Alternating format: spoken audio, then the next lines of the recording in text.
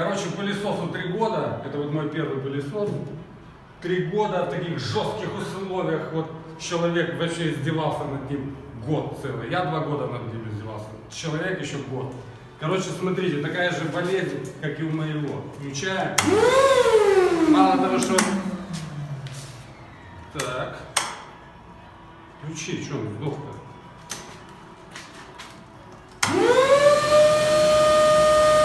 Странно что-то с автоматикой, да?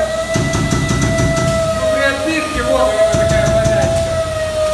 И плюс просто вот смотрите, фиксация, посмотрите на.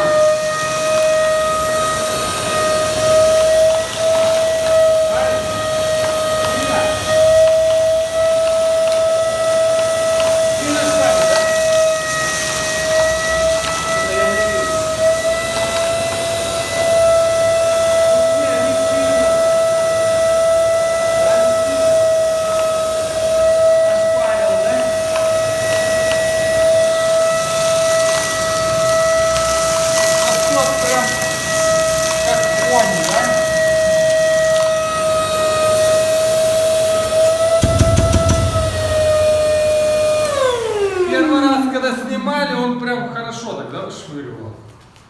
А со второго раза он швыряется, но не очень.